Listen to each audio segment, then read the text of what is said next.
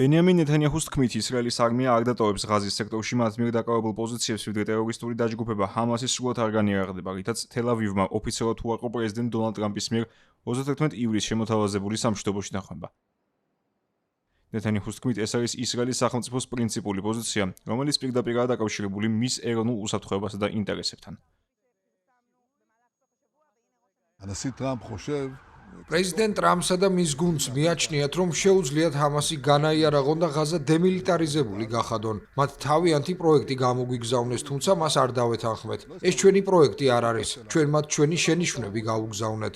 სხვათა შორის ჩვენი შენიშვნები მანამდეც გავაგზავნეთ, ვიდრე ამ საკითხზე მედიაში რაიმე კამპანია დაიწყებოდა, რადგან ეს ჩვენი პრინციპული პოზიციაა. ჩვენ მტკიცედ ვიცავთ ჩვენს ინტერესებს და ვფიქრობ, ამას გონივრულად და მტკიცედ ვაკეთებთ. ჩვენი ამჟამინდელი პოზიციებიდან უკან არ დავიხებთ, ვიდრე ჰამასი სრულად არ განიარაღდება.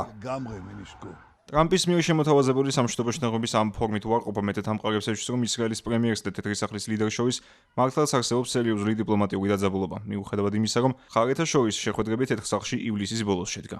მსგავსი ურთიერთობები ნაკლებად სავარაუდოა ბენიამინ ნეთანიაჰუსთვის სარგებლის მომტანი იყოს 27 ოქტომბრის საკვანძო საპარლამენტო არჩევნების წინ, სადაც მის მეტოქეს გადი ეისენკოტს უფრო დიდი მხარდაჭერა აქვს. დონალდ ტრამპის მიერ 31 ივლისს გამოცხადებული ისტორიული შეთანხმების მიხედვით, რომელიც მისი თავმჯდომარეობითვე შექმნილი მშვიდობის საბჭოს ფარგლებში ჩამოყალიბდა, ტერორისტული დაჯგუფება ჰამასის განიარაღების გეგმა დასახულია როგორც მიზანი მრავალწლიანი ომის დასრულებისკენ და ღაზის მცხოვრებთა ინტერესების გათვალისწინებისკენ.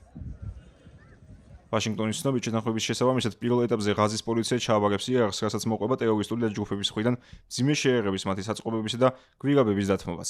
საუბარია ხანგრძლივ პროცესზე, რომელსაც საერთაშორისო ძალები უხელმძღვანელებენ. ანალიტიკოსების გათვლებით, მიუხედავად იმისა, რომ გრაფიკი გაწერილი არ არის, ამ პროცესს უმცირე 200-დან 350 დღემდე დასჭირდება.